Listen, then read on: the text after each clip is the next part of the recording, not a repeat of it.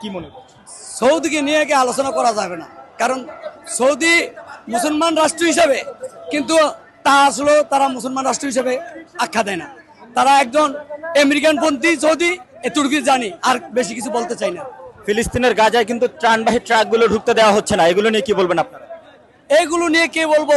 যেমন জাতিসংঘে যেমন বলছে বর্বরতা, ফিলিস্তিনের উপর যে ইসরায়েলের গণহত্যা হামলা চালাইছে, এটা ন্যাক্কারজনক কথা।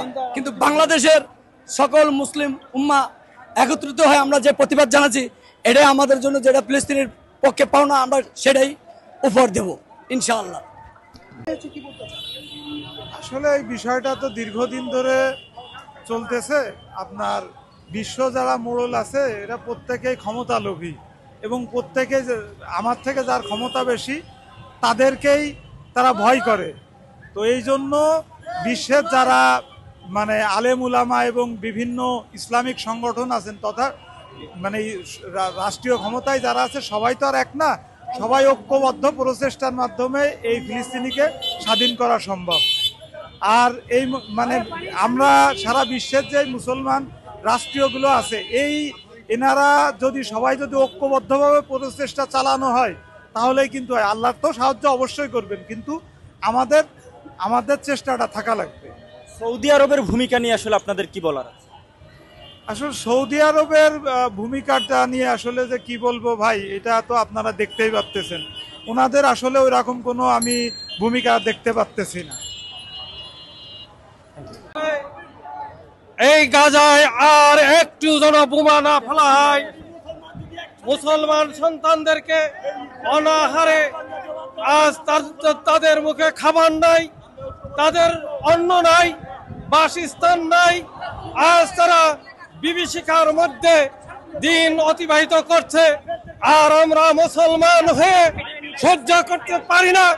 বিদায় বাংলাদেশ থেকে আজকে আমরা গাজার পক্ষ হয়ে যে প্রতিবাদ জানাচ্ছি, আপনাদের মাধ্যমে সারা বিশ্ববাসীর মুসলমানদের এক হয়ে ইসরায়েলের সকল পণ্য, সকল ব্যবসা বন্ধ করতে হবে এবং ইসরায়েলকে বয়কট করতে হবে। আন্তর্জাতিকভাবে তাদেরকে স্বীকৃতি দানকে অবৈধ ঘোষণা করতে হবে। সেই সাথে গাজাবাসীর মুক্ত করতে হবে এবং গাজা স্বাধীন রাষ্ট্র হিসাবে আমরা দেখতে চাই। সারা পৃথিবীর মুসলমানদেরকে আমরা বলতে চাই, যারা শক্তিধর রাষ্ট্র আছেন যেমন ইরান, তুরস্ক, ফিলিস্তিনি ভাইদেরকে আপনাদেরকে অবিলম্বে আগায় আসার জন্য আমরা বিনীত আহ্বান করছি। সেই সাথে বাংলাদেশ থেকে আমরা আজ ফুঁসে উঠেছি, মুসলমানদেরকে আর রক্তপাত দেখতে চাই না।